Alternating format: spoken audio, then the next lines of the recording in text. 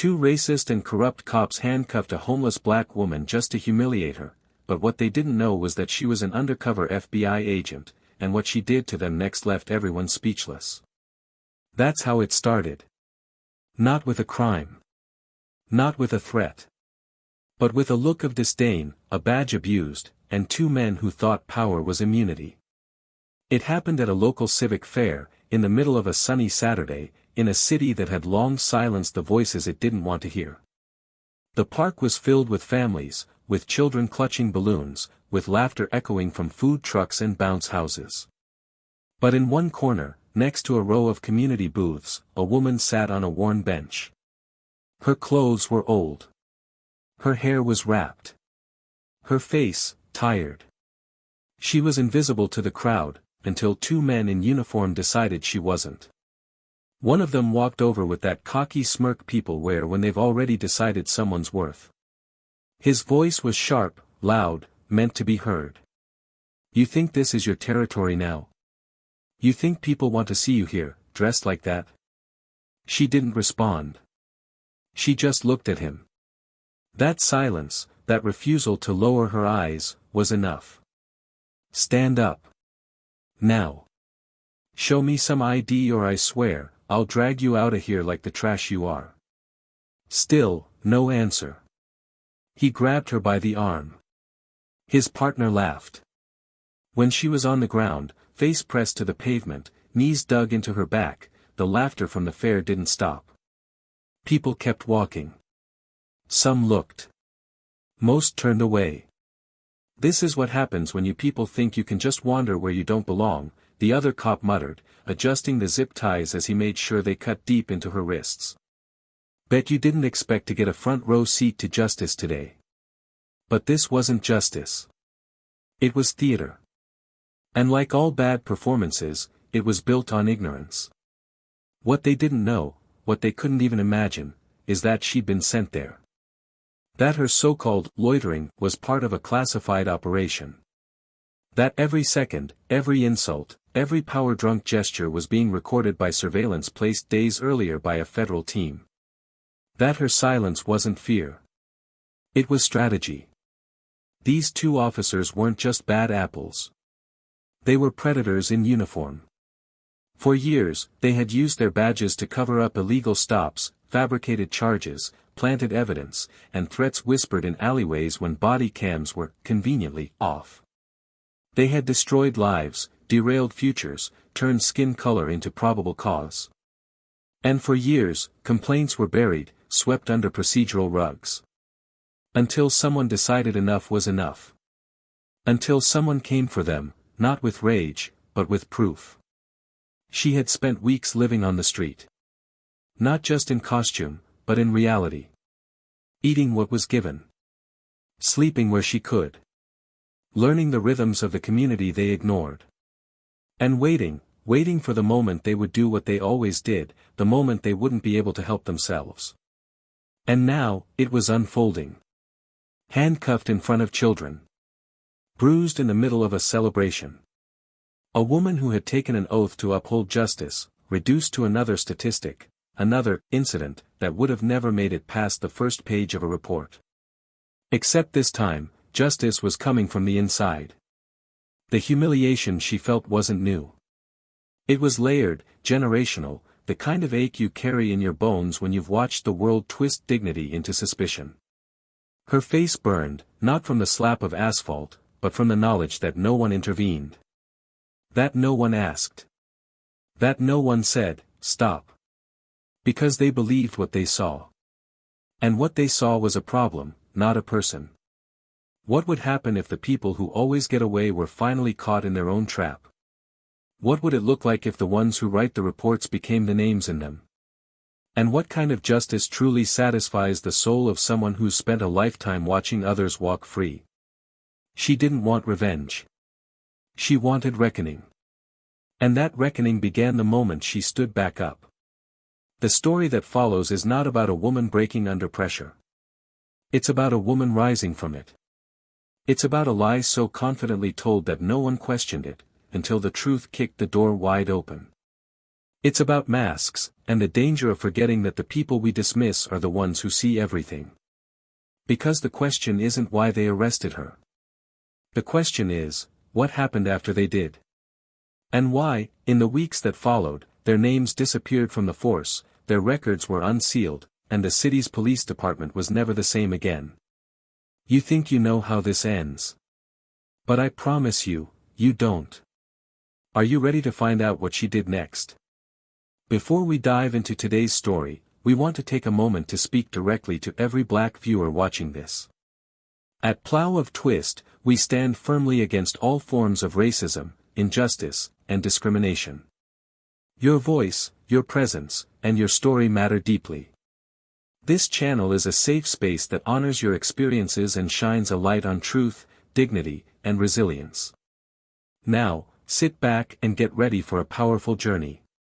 And if you haven't already, make sure to subscribe to the channel so you don't miss a single twist. Enjoy the story. Let's begin.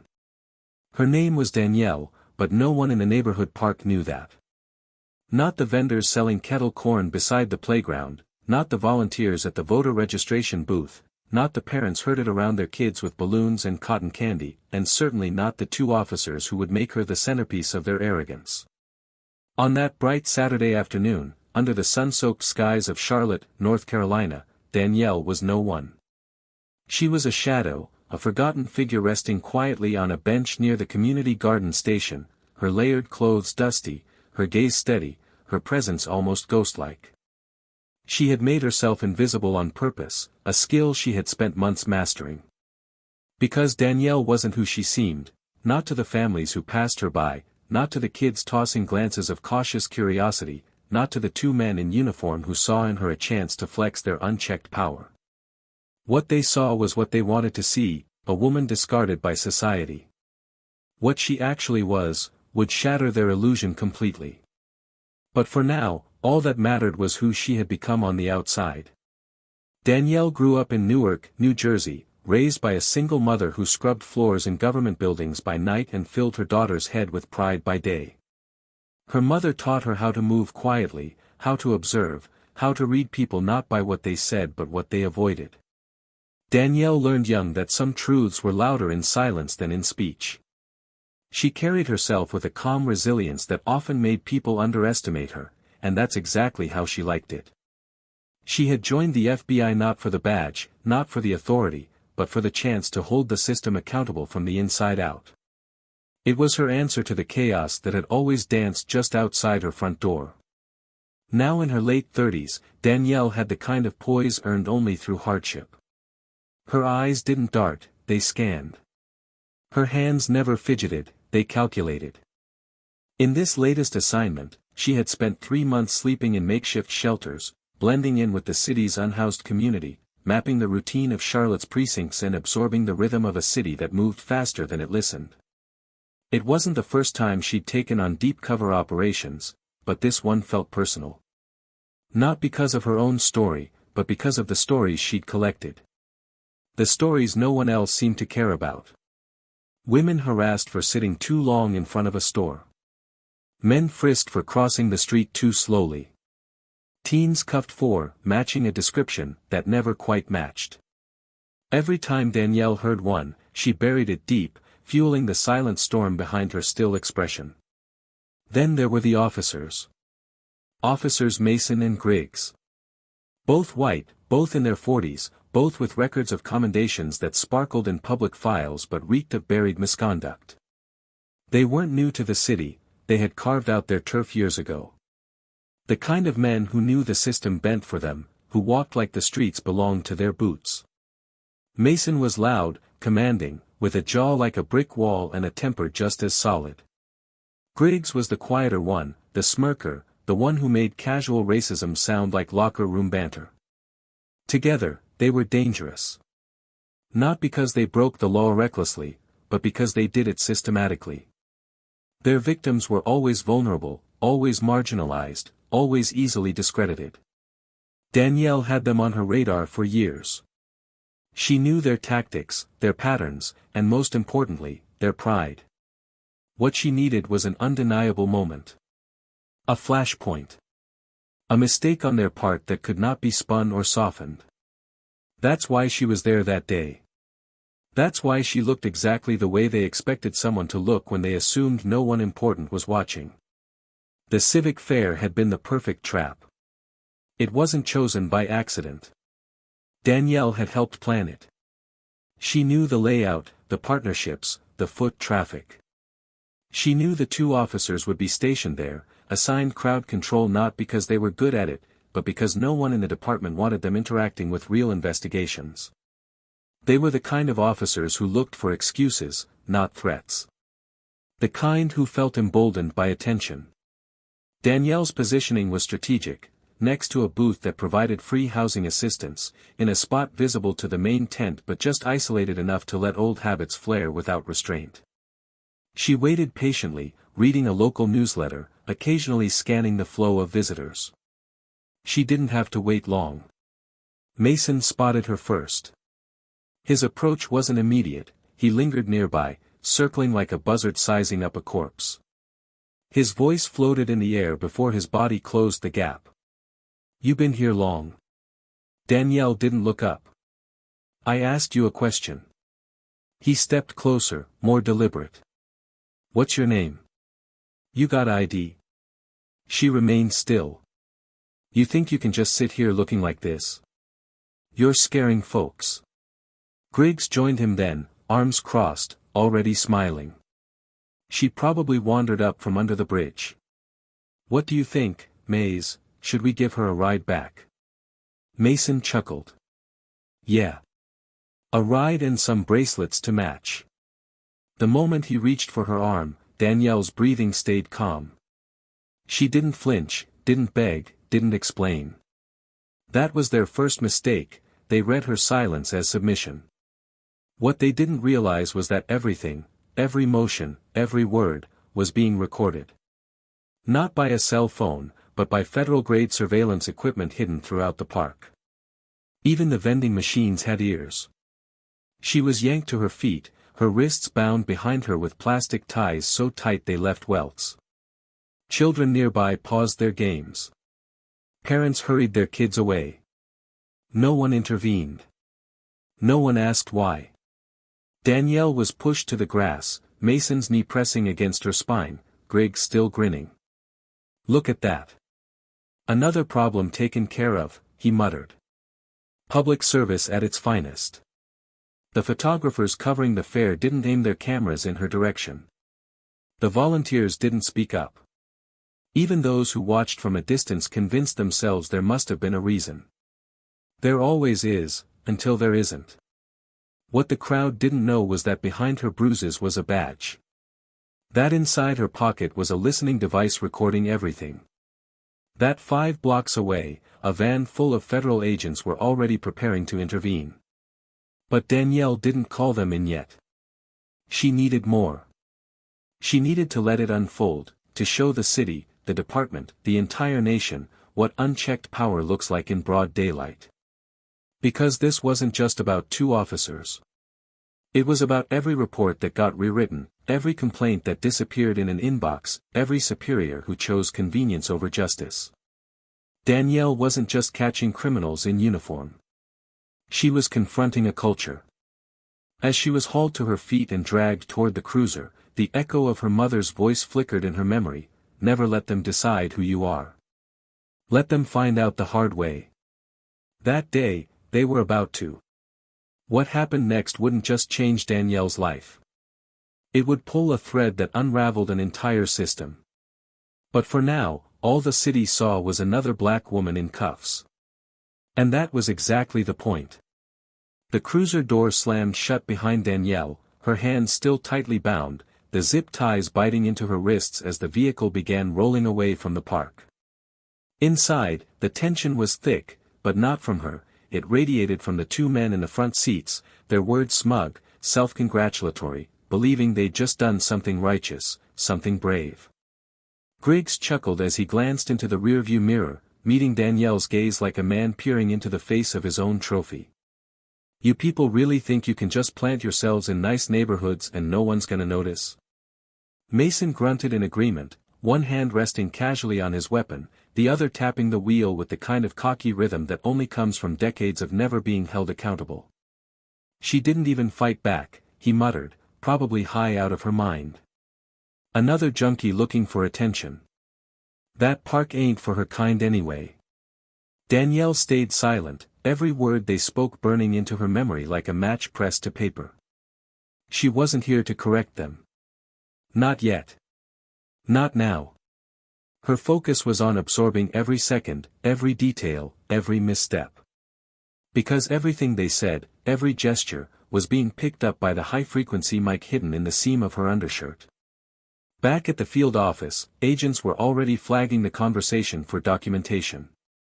Her body ached, her wrists stung, but her mind was sharp, unwavering, methodical. She counted the turns the car made, noting the direction, calculating the distance from the park. When they stopped, it wasn't at a precinct. It was a side alley near an old warehouse. Not procedure. Not standard protocol. And certainly not legal. Mason pulled her out roughly. "This won't take long," he said with that smirk that dared her to resist. "We just gotta clear up a few things. Standard stuff. You know how it is." Griggs laughed again. "Oh wait. No, you probably don't." Danielle didn't flinch. She let them walk her toward the shadows of the building, where no body cams could conveniently record anything.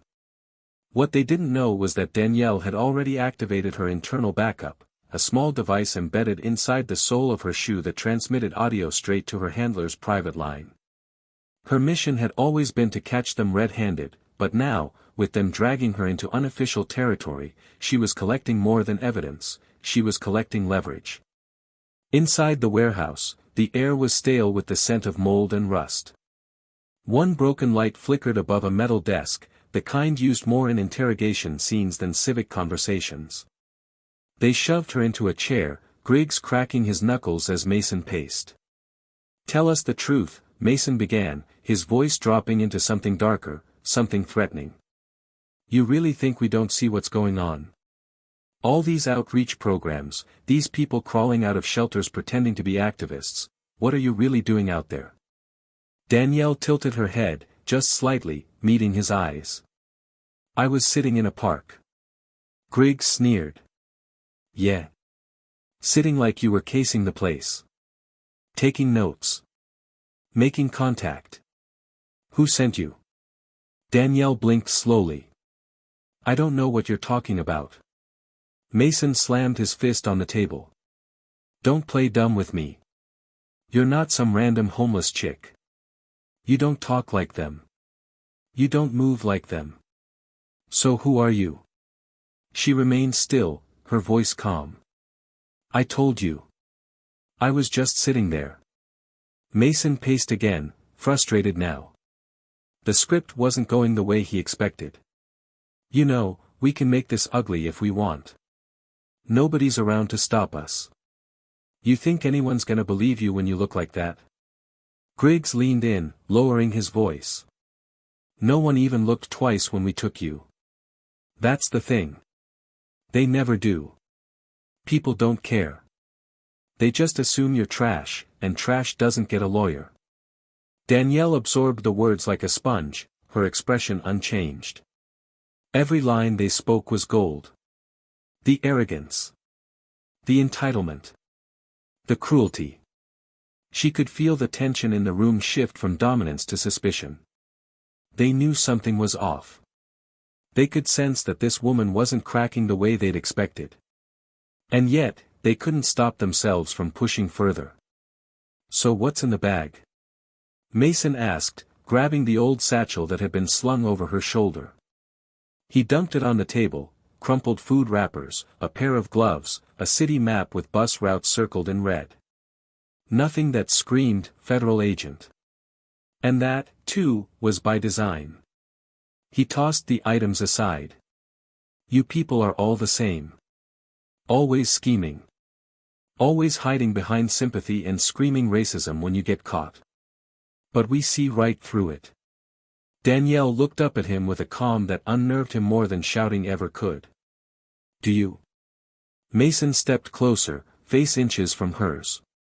You got one more chance to tell me who you are before we decide you're lying to the wrong people. Griggs watched, unsure now, the way predators glance sideways when the prey doesn't act afraid. Something about her wasn't adding up. Mason, he muttered, maybe we call it in. This feels off. But Mason, already too far in, wasn't about to backtrack. No. She knows something. She's connected to something. I want answers. They didn't realize the moment had already passed. The mistake had already been made. The moment they'd dragged her from that park without cause, the moment they'd laid hands on her, the moment they opened their mouths and let their real selves spill out, it was over. Danielle wasn't there to provoke them. She was there to expose them. And now, she had everything she needed. She leaned forward slightly, her voice soft but direct. You think no one's watching, don't you? Griggs frowned. What did you say? Danielle didn't repeat herself. She just stared at him, let the silence between the words take shape.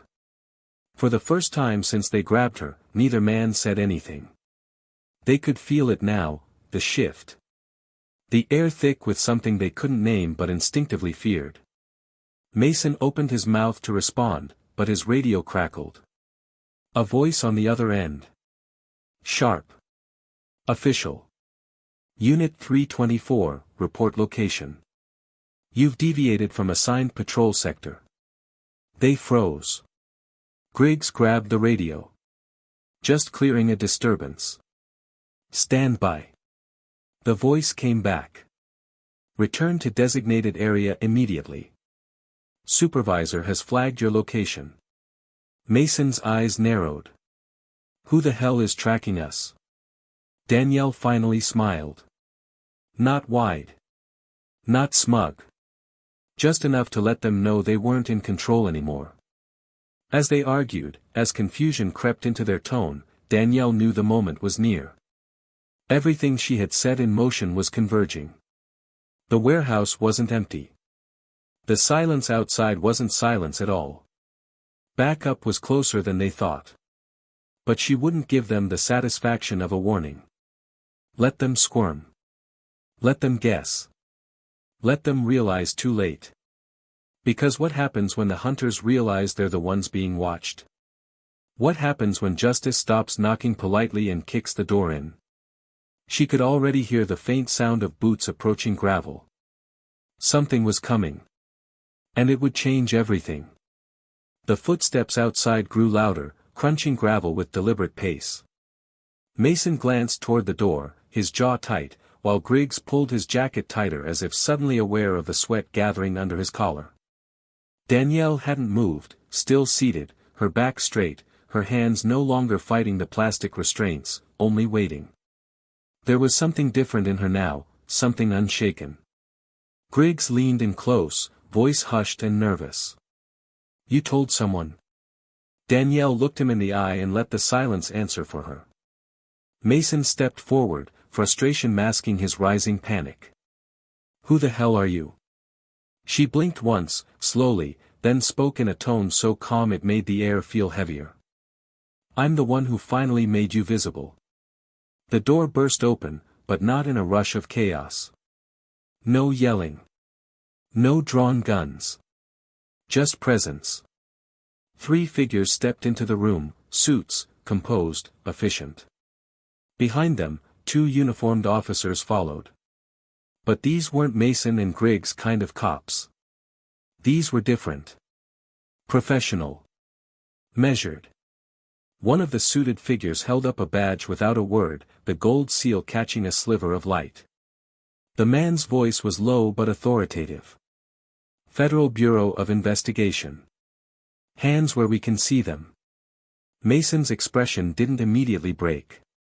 He barked, there's a misunderstanding, this is just a street pickup. The agent cut him off with a raised hand. You're not here by accident.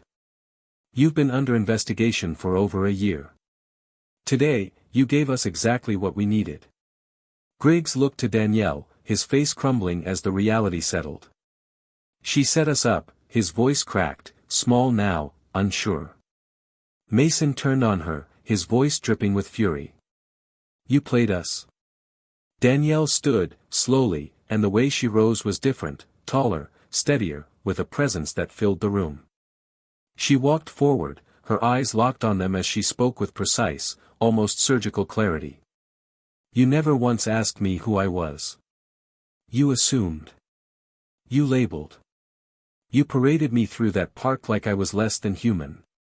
And every second of it was recorded by federal surveillance teams who've been watching you for months. I didn't play you. I revealed you. The lead agent stepped forward, handed her a pocket knife without speaking. She cut the zip ties herself, the plastic snapping with a sharp flick. Mason made a move to speak again, but this time the silence in the room didn't let him. Danielle turned to him, and for the first time, her voice carried weight, not as an enforcer, not as a victim, but as something far more dangerous to men like him, a witness with power. You picked me because you thought I had no voice. You thought I had no one. That's what made this work, she said, walking slowly past them as the other agents cuffed Mason and Griggs with clean metal restraints.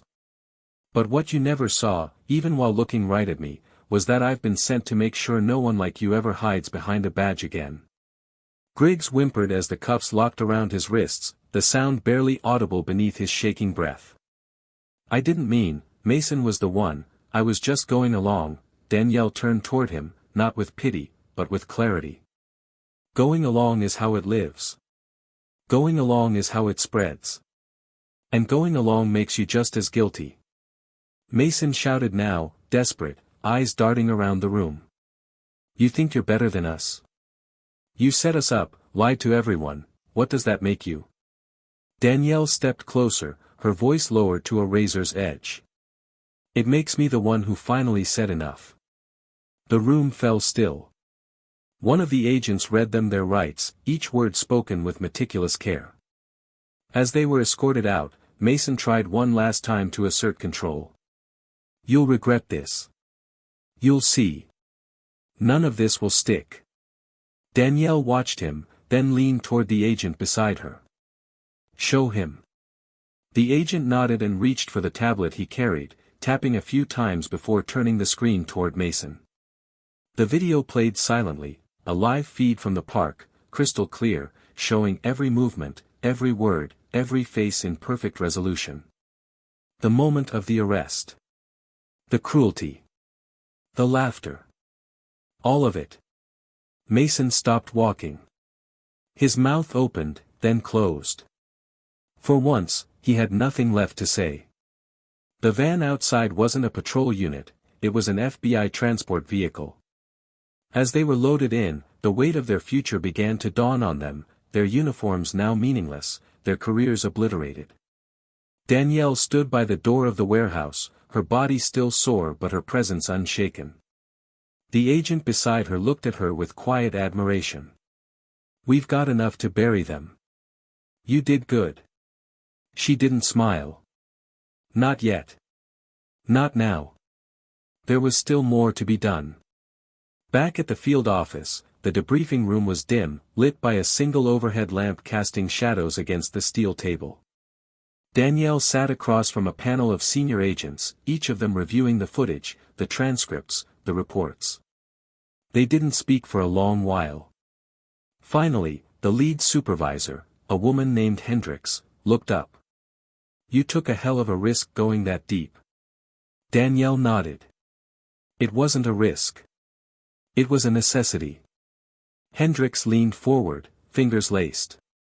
They'll go down hard. But there's going to be blowback. Public heat. Political pressure. Danielle's eyes didn't waver. Then we keep going. Because this isn't about them. It's about what they represent. Another agent chimed in. We've already got statements lined up. Victims willing to come forward. They're ready. Danielle stood, slowly stretching her arms, her body aching from days of stillness, of silence. Then it's time to let the city see what justice really looks like.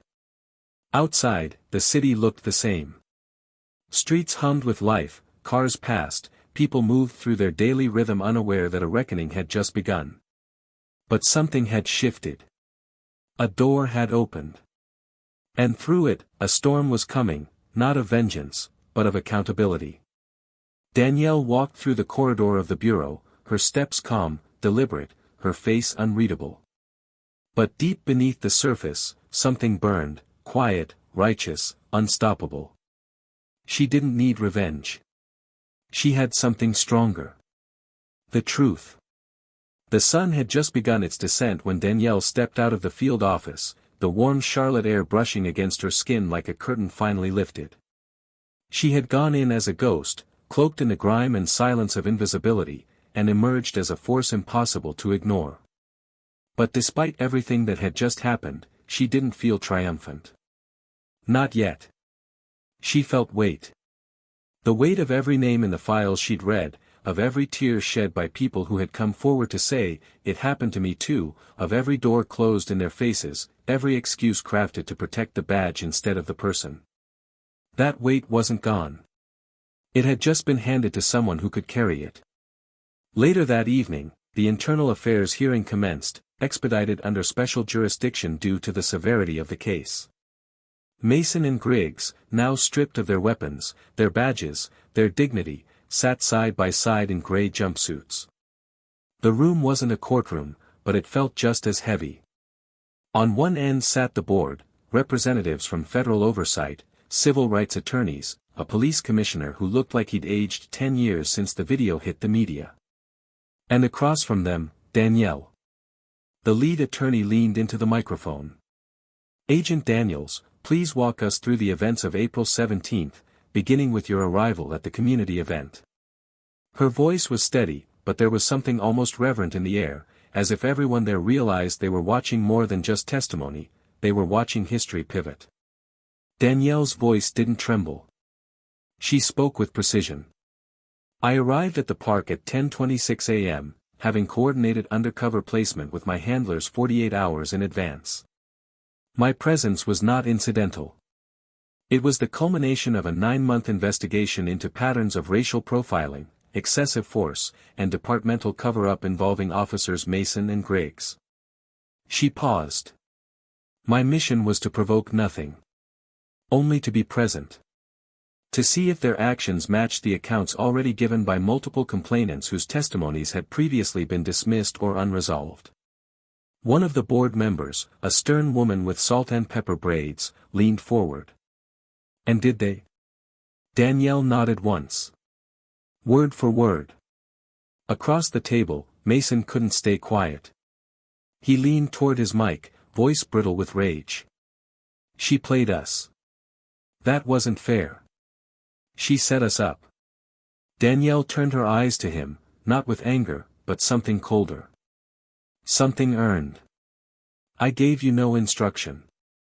I asked you for nothing. I sat there. And you revealed who you are." Griggs shifted uncomfortably. "We thought she was dangerous. We acted on instinct. It's a high-crime area. You know how quickly things can escalate." The board member replied without hesitation. "Which part of sitting on a bench looked like a felony, Officer Griggs? The paper she was reading or the sandwich she hadn't finished?" The room stiffened. Danielle didn't smile. She simply continued. "I was treated as less than human, not because of anything I did, but because of everything they assumed I was. The humiliation was public. Deliberate. Calculated to demonstrate control in front of others. This is not the first time these men have done this. It's just the first time someone was ready." Evidence was then presented, audio recordings, transcriptions, videos from hidden cameras embedded in lampposts and kiosks. Every word the officers had spoken, every cruel laugh, every slur disguised as a joke, played out in surround sound. Mason's face flushed with fury, Griggs stared at the table. The footage from inside the warehouse room was played last, and when it ended, the room was silent. A silence not of confusion, but of realization. They had no defense. Only exposure. From the back of the room, a new sound emerged. A shuffle. The door opened, and one by one, people stepped in. A woman who once claimed Griggs had slammed her face into a car hood over a broken taillight. A teenage boy who had been stopped 17 times in 6 months. A pastor who'd filed 3 separate reports, each one mysteriously lost. None of them spoke, not yet. But their presence was a statement louder than any words. Danielle turned to the board. With your permission, they'd like to be heard. The commissioner nodded, eyes watery. One by one, they took the microphone. Each voice was raw, unfiltered, and real. They didn't perform, they simply told the truth. And that truth hit harder than any sentence. When the last speaker, a young girl no older than 12 who had watched her older brother arrested in front of her home for loitering, finished her story, the entire room stood still. Even the guards didn't move. Danielle walked to the center of the room, facing Mason and Griggs.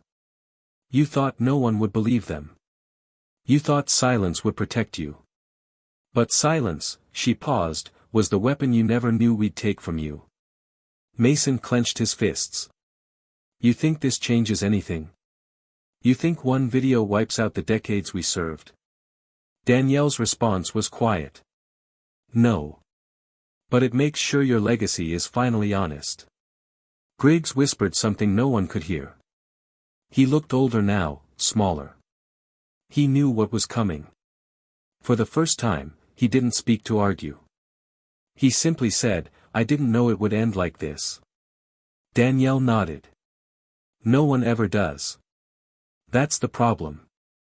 The board reconvened. In under 20 minutes, the final verdict was reached: dishonorable discharge, immediate arrest for abuse of power, obstruction of justice, and civil rights violations. The charges were read aloud, but the words felt ceremonial. The real justice had already happened, in the truth told, the silence broken, the people believed. As they were taken out of the room in cuffs, this time with no cameras turned away, Danielle didn't watch them. She turned instead to the crowd. To the voices that had waited too long. To the ones who thought they were alone. Her job wasn't done. But the reckoning had begun. Danielle sat alone on the steps of the federal building as the last rays of daylight slipped below the skyline, the city around her moving at its usual rhythm, unaware that something fundamental had just shifted beneath its streets. The crowd from the hearing had long dispersed, reporters were off chasing the next headline, and those who had once been silenced were finally heading home with their heads a little higher, their voices still trembling from being heard after so many years of being ignored. But Danielle wasn't celebrating. Not yet. She was deep in thought, her mind running through everything that had transpired, not just the courtroom victory or the arrests, but the deeper question that lingered in the silence after applause fades: what now? Because justice, as she'd come to know it, didn't end with handcuffs or statements. Justice was slower, more fragile, and terrifyingly easy to dismantle if not protected. That evening, she met with Director Larrabee in a quiet, glass-walled conference room 2 floors above the main bureau lobby. He was an older man, steady and pragmatic, someone who believed in the mission but had learned not to get too emotionally attached to its outcomes. He poured 2 glasses of water, slid one toward her, and waited. Danielle finally spoke. They're gone, but what they left behind isn't. He nodded, his hands folded tightly. We exposed them, yes. But the culture that allowed them to operate, it's still embedded. You uproot a weed, and 5 more grow back unless you treat the soil. She leaned back, exhaustion etched into the lines around her eyes. So what do we do with that? He sighed. We're opening an inquiry. A deep one. Internal affairs, external civilian review boards, an audit of complaint procedures going back 15 years. But the press has made you the face of this now. You'll be expected to take interviews, make statements, stand for something bigger than the mission. Danielle's lips tightened. So I become a symbol. He nodded slowly. Whether you want to or not. It was the beginning of a strange form of victory, one that didn't feel like triumph at all. Overnight, Danielle's face appeared in headlines, her story framed in terms she didn't always recognize. Undercover hero, some called her. Whistleblower of the year. But none of the articles captured the weight she carried, the moments she could still feel under her skin, the concrete on her cheek, the mocking tone of Griggs' voice, the moment she saw a little girl look at her with wide, terrified eyes in the park. Media turned her into a headline. But she hadn't been acting. She had lived it. And now, everywhere she went, people whispered. Some reached out with gratitude, others with anger, and a few with skepticism. The pressure to represent everyone, to be everything to every victim, every community, every reformist hope, it was suffocating. 2 weeks after the hearing, she was invited to a televised panel with the city's mayor, the police chief, and 2 activists. The room was packed, the lights too bright, the tone tense from the start. The host opened with a question to Danielle. You brought down 2 officers, exposed systemic failures, and changed the national conversation. But people are asking, was it enough? She took a deep breath before answering. It wasn't meant to be enough. It was meant to be a start. The mayor jumped in quickly, eager to pivot. And we've responded. A task force, new training protocols, new oversight structures.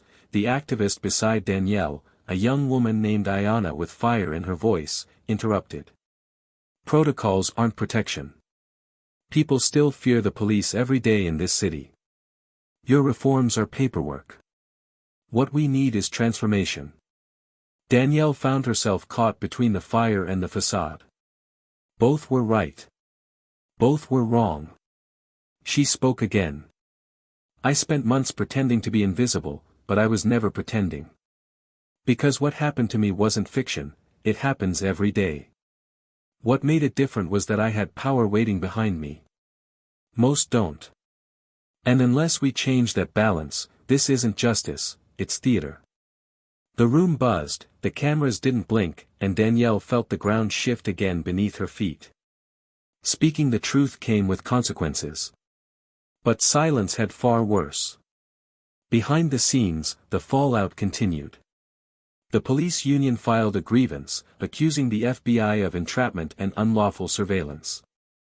Former officers from Mason and Griggs' unit began whispering to reporters, spinning stories, trying to paint the operation as political, biased, a witch hunt.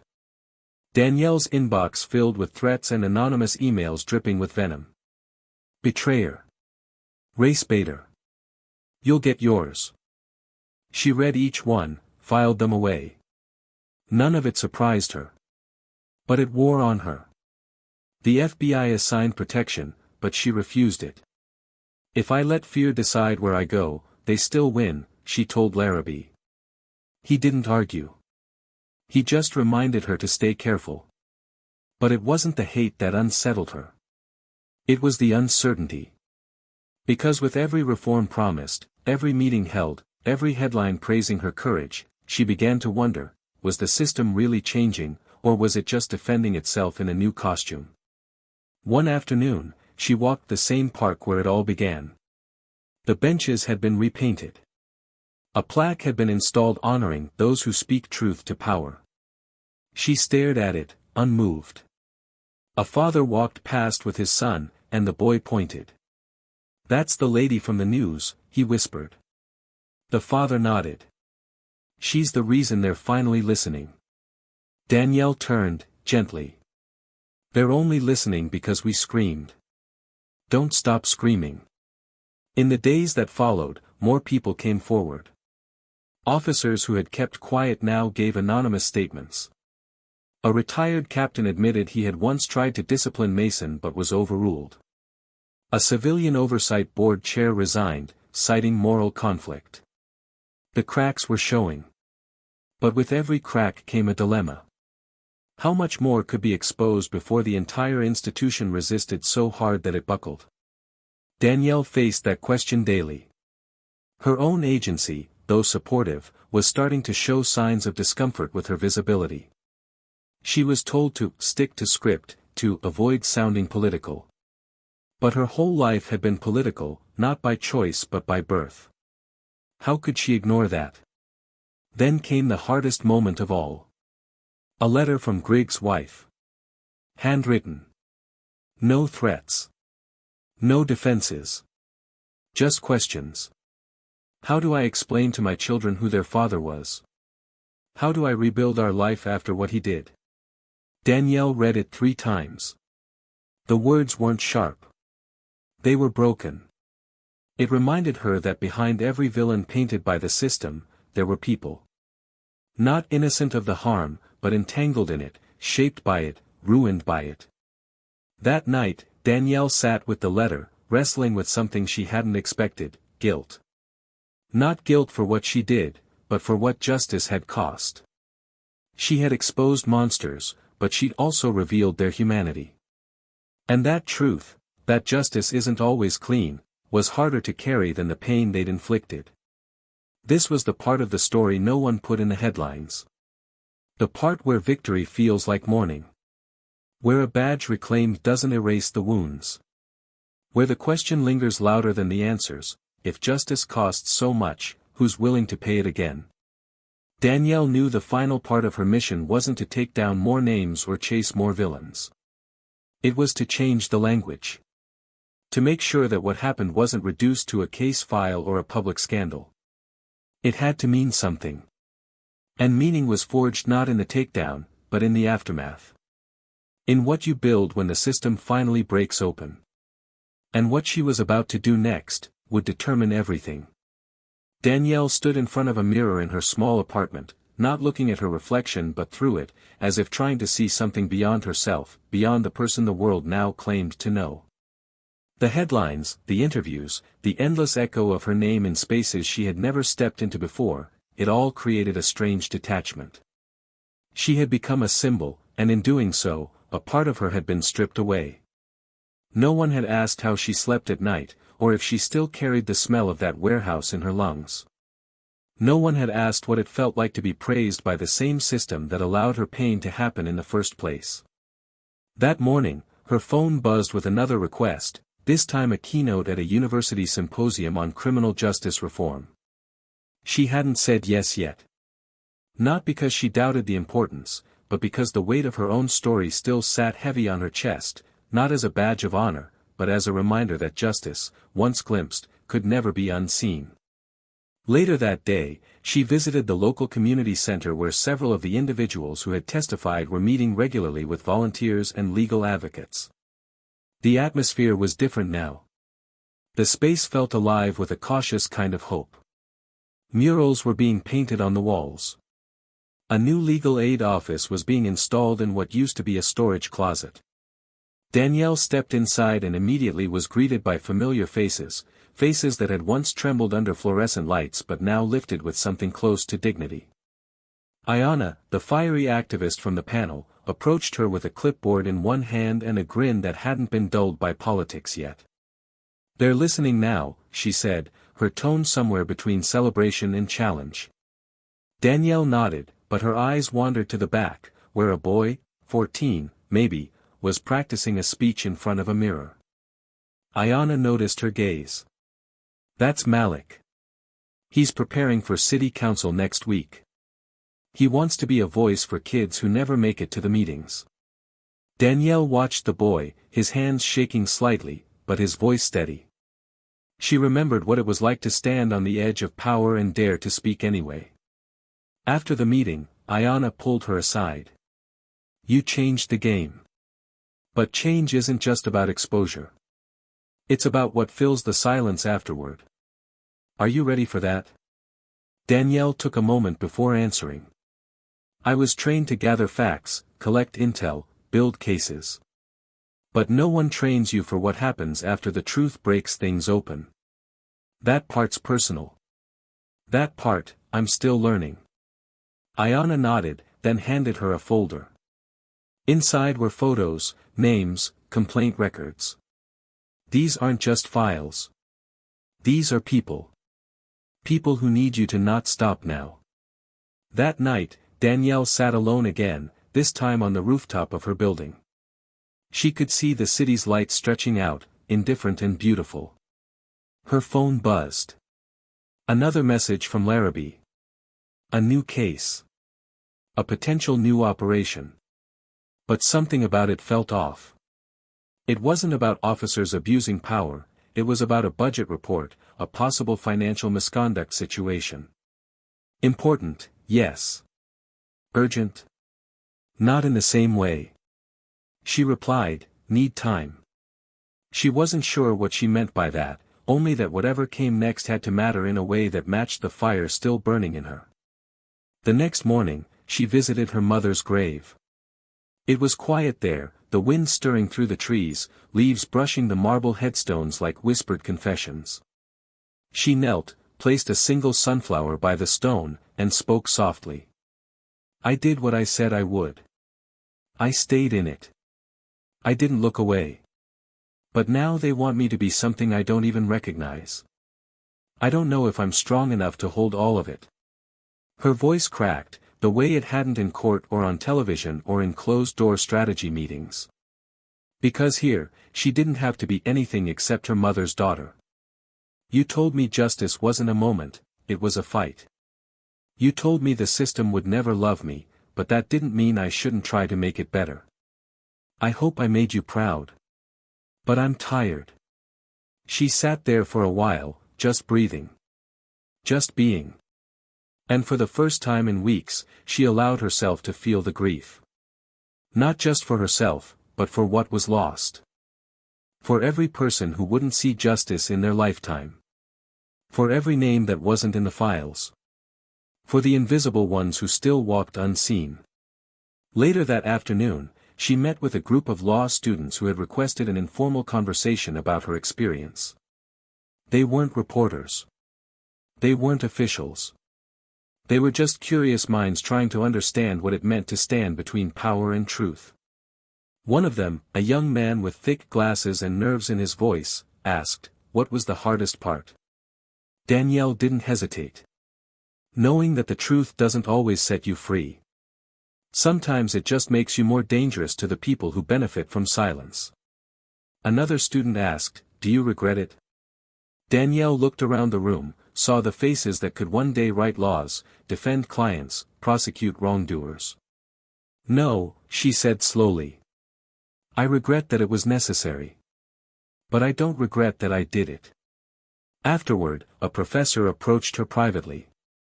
I read your entire case file. What you did was revolutionary. But revolutions have a cost. You'll be asked to bear more than your share. Danielle nodded. I already am. That night, she received a call from Larrabee. His tone was different. Not official. Not detached. We've had new complaints. People emboldened by what happened are starting to speak. Not just in Charlotte. Other cities. Other departments. We need someone to oversee this. Someone they trust. Danielle's heartbeat slowed. You want me to lead it? He was silent for a moment. I want you to shape it. I want you to show us how to not just punish bad cops, but build systems that don't need them in the first place. She didn't answer immediately. She looked out the window, the streets bathed in that strange glow of early evening. She thought of Malik, practicing his speech. Of Ayanna, burning with urgency. Of the letter from Grigg's wife. Of the girl in the park who watched her being cuffed and said nothing. She thought of her mother. And then she said, I'll do it. But not from behind a desk. If we're building a new system, I need to be out there. With them.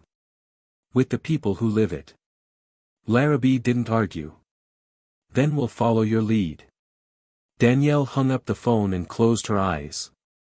For the first time, she didn't feel like she was reacting to something. She felt like she was choosing. And that choice would ripple, not just through courtrooms or policy documents, but through streets and schools and parks and living rooms where justice wasn't an abstract concept, but a lifeline. And soon, the whole world would know what that looked like. The following days blurred together in a current of movement, meetings, late-night calls, and decisions that seemed to stretch far beyond the walls of any single office.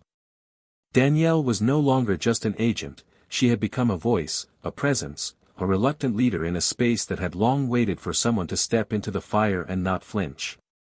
But with that visibility came more than praise, it came with eyes that followed her every move, voices that questioned her every motive, and a growing fatigue that clung to her skin like humidity before a storm. Each morning she woke before the city did, sipping black coffee on her rooftop while the streets below were still quiet, still innocent, before the traffic and headlines and urgency returned. She'd come to savor those few moments of stillness, where the weight hadn't yet settled back onto her shoulders. At the bureau, her new role wasn't formally defined. Technically, she was still a special agent, but the reality was something more nebulous. Larrabee had tasked her with developing a framework for systemic reform rooted in field experience, real voices, lived pain. That meant her days were spent in neighborhoods, not boardrooms, sitting in backyards and churches and community centers listening to stories that echoed her own, multiplied by thousands. She met parents who had buried their children under suspicion and error, teens who wore hoodies like armor, hoping invisibility might protect them. She sat in a barber's shop for 3 hours one afternoon, saying nothing, just listening to a circle of men debate what it meant to survive in a city that labeled them threats before they learned to read. One evening, Danielle met again with Ayanna at the community center. The space had evolved, new walls painted in murals of justice and resistance, books donated, shelves filled, kids playing chess in corners once forgotten.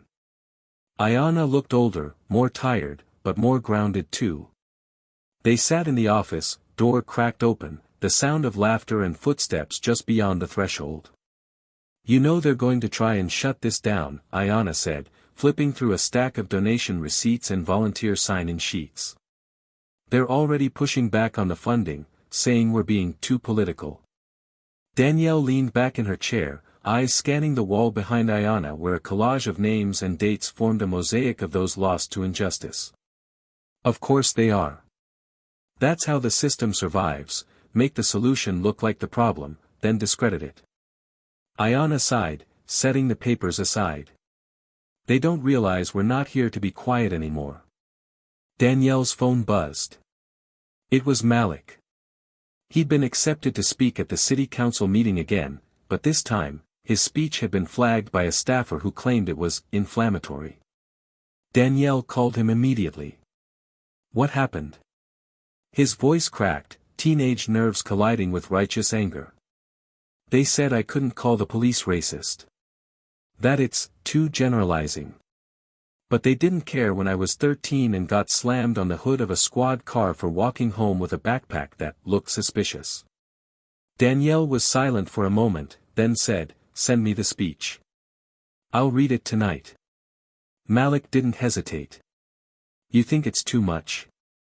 Danielle answered without pause. "I think it's not enough until they listen."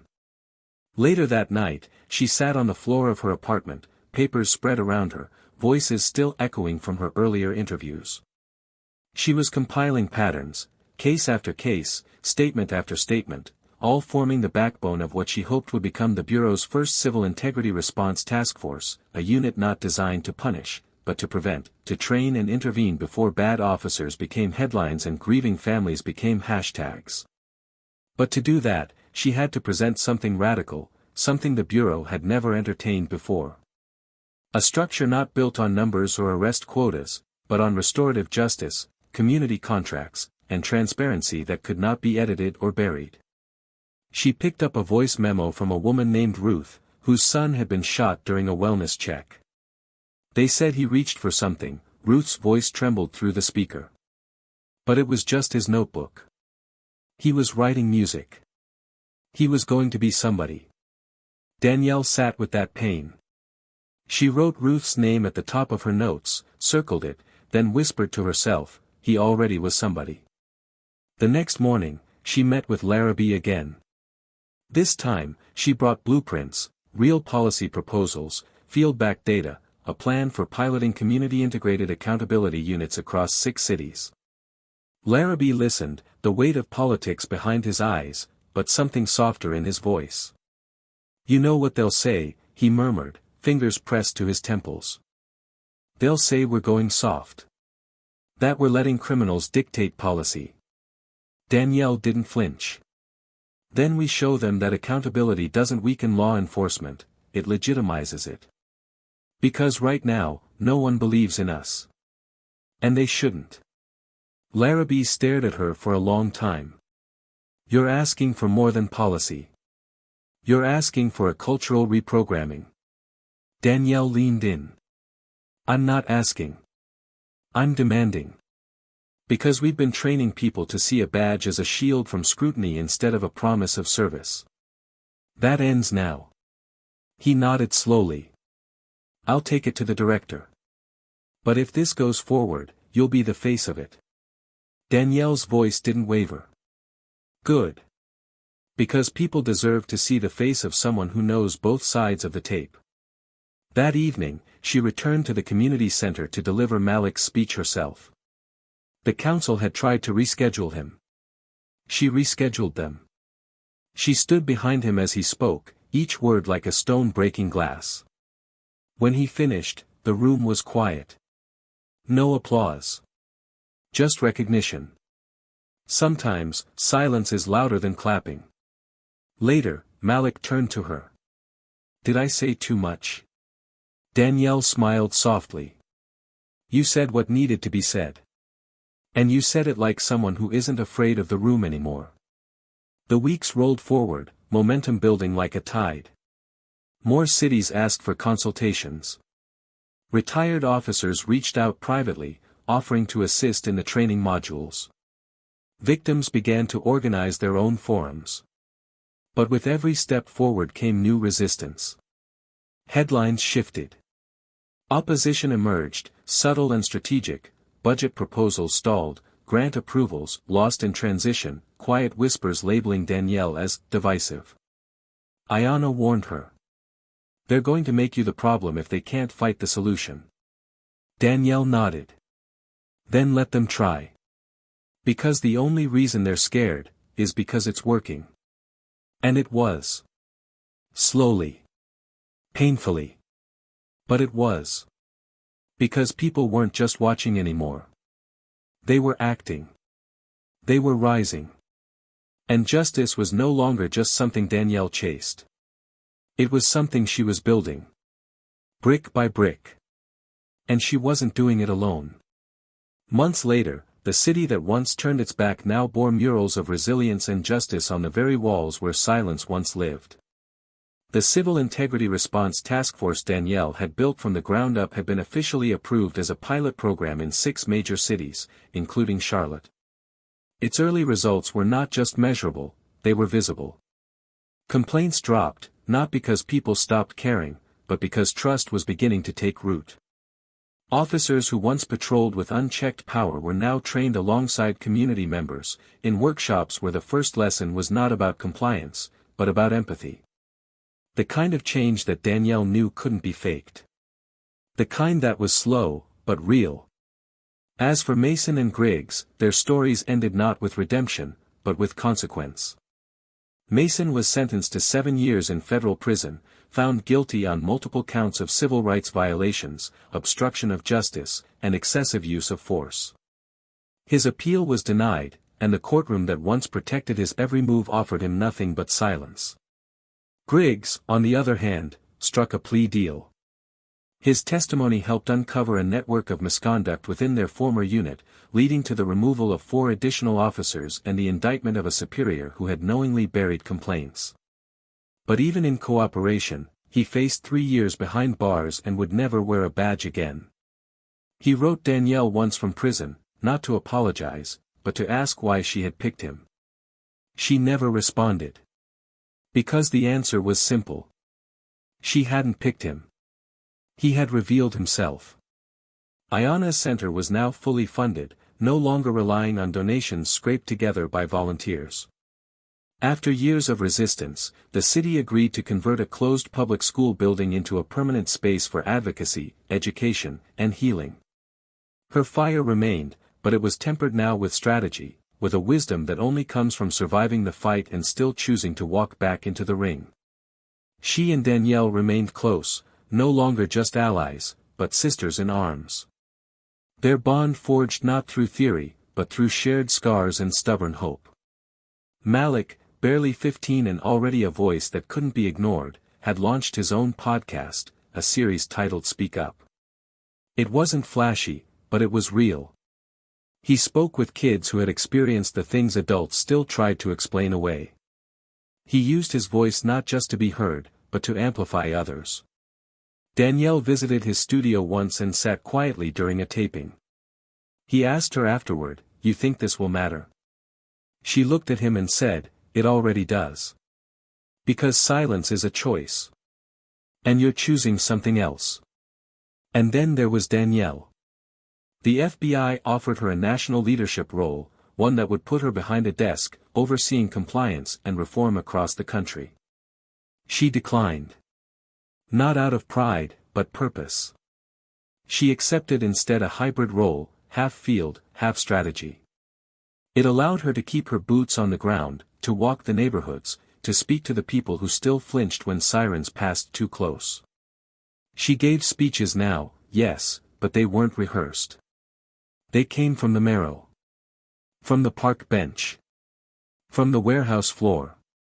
From every second she'd spent being reduced, and every ounce of strength it took to rise. She never chased fame. It found her. But she redirected it like light through a prism, using her visibility not as a crown, but as a signal. Her story was never meant to be the focus. The system was. The voices before her. The stories that never made it to courtrooms. The lives buried beneath policy and press releases. She made it her mission not to be remembered, but to ensure they never again were forgotten.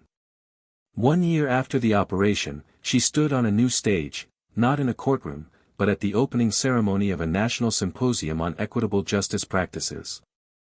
She wasn't there to make noise. She was there to tell the truth.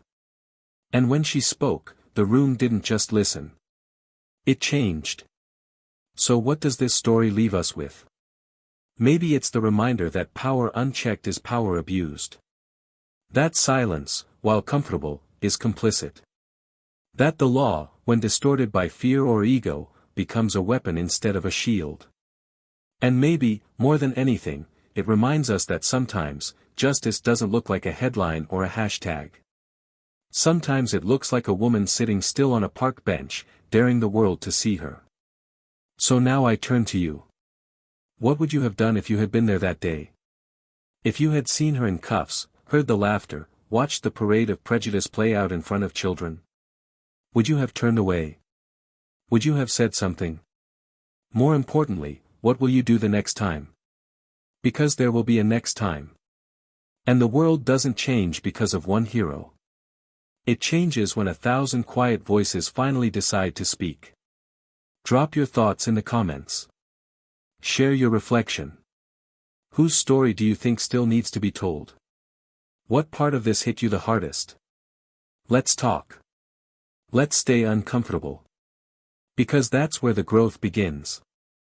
And if this story moved you, even just a little, don't forget to hit that like button, subscribe to Tales of Twist, and share this with someone who needs to be reminded, justice starts when we decide to stop looking away.